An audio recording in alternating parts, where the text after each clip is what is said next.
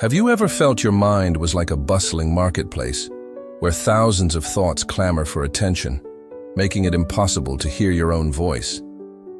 If the answer is yes, then this story is for you. This is the story of Ethan, a young man blessed with a mind many could only dream of.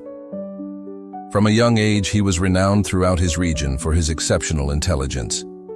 Difficult math problems, complex scientific concepts, all seemed to simplify when viewed through Ethan's lens. He harbored a grand dream, a burning ambition, to become a brilliant surgeon and save lives.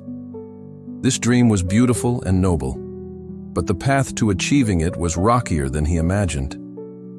Ethan's biggest problem wasn't his ability to learn, but his inability to control the magnificent machine within his own head.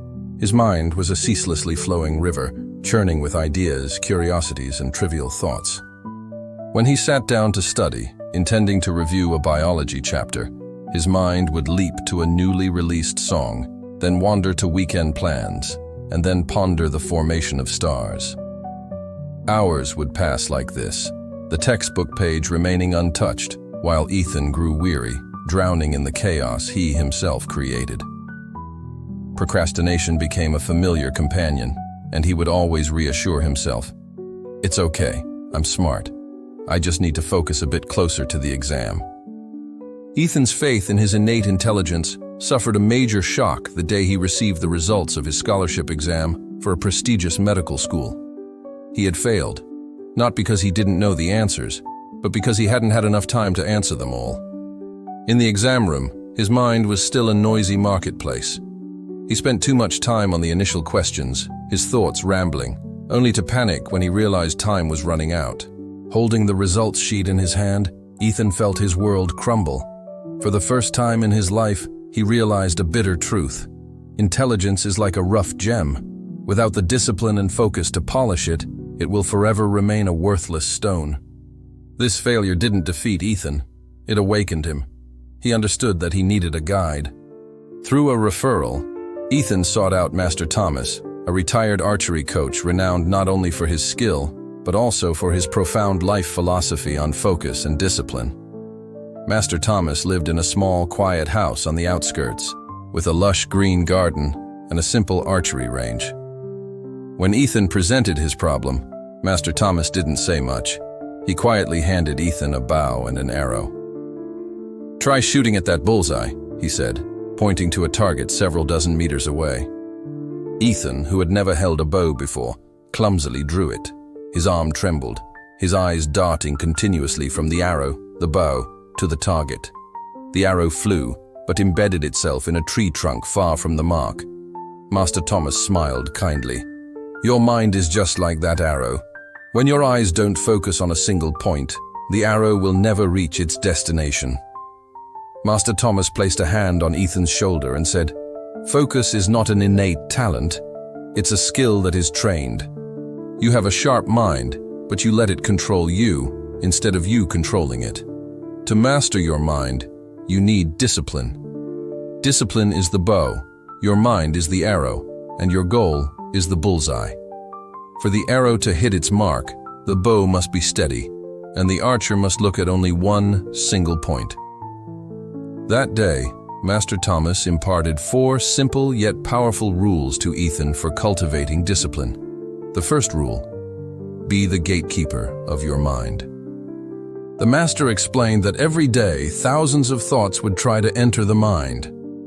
Ethan's task was to decide which thoughts were allowed to stay and which had to leave. When an irrelevant thought appeared while studying, he was to gently acknowledge it and then politely invite it out, promising to return to it later. Don't fight it, simply don't give it space to exist. The second rule: build bridges of habit. The master said, a small, repeated action will create a pathway in the brain. Instead of trying to study continuously for 5 hours, start by focusing absolutely for 25 minutes, then take a 5-minute break. Repeat this every day. Gradually, these bridges of habit will become solid, helping you transition from a state of distraction to a state of effective work with ease. The third rule: create an oasis of peace. Master Thomas emphasized the importance of environment. You cannot expect focus in a distracting environment. Tidy your study desk. Turn off phone notifications. Log out of social media when studying. An orderly external environment will reflect an orderly mind within. And the final rule: practice every day, even if just a little. Discipline, according to Master Thomas, is like a muscle. If you don't exercise it, it will weaken. Every day, set aside some time, however short, to practice focus. It could be reading a book without distraction, meditating for 5 minutes, or even washing dishes while only thinking about washing dishes. It is these small exercises that will forge your willpower. Leaving Master Thomas's home, Ethan felt enlightened. He began to apply the 4 rules to his life. The first few days were incredibly difficult. His mind was still like a restless child, unwilling to sit still. He placed his phone far away, but the nagging urge to check it remained. He tried to focus on the textbook page, but stray thoughts still crept in. There were times he felt discouraged, wanting to give up. But the image of the arrow missing its target and Master Thomas's teachings echoed in his mind, urging him to continue. He persevered. Each time he faltered, he didn't scold himself, but simply started again gently. Gradually, small changes began to appear. His periods of focus lengthened, from 25 minutes to 30, then 45 minutes. He began to feel the joy of completing a task without interruption. His mind, once a noisy marketplace, began to transform into a quiet library, where he could find any information he needed. A year later, Ethan entered the most important university entrance exam of his life. This time, there was no arrogance in his intelligence, nor panic from distraction. He walked into the exam room with a completely different mindset, calm, confident, and absolutely focused. His mind was no longer a lamp scattering light everywhere, but a laser beam, sharp and powerful, shining directly onto each question. He completed the exam coherently, his thoughts flowing clearly. When the bell signaling the end of the time rang, he put down his pen with a satisfied smile. A few weeks later, his entire family erupted in happiness. Ethan not only gained admission to the top university's medical program, but he was also the valedictorian of that year's exam. People spoke of his talent, his luck. But Ethan knew better than anyone that this success didn't come from innate talent. It was forged from hundreds of hours of persistent practice, from countless victories over the temptations of distraction, from making discipline a part of who he was. He had polished his rough gem with the tool of focus. Ethan's story is a reminder for all of us. Our minds are like wild steeds, full of power and energy, yet incredibly difficult to control. They can lead us to wander into lands of procrastination and regret.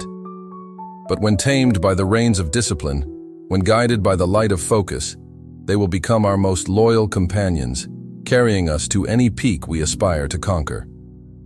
The path to success is not always for the smartest, but for the most disciplined.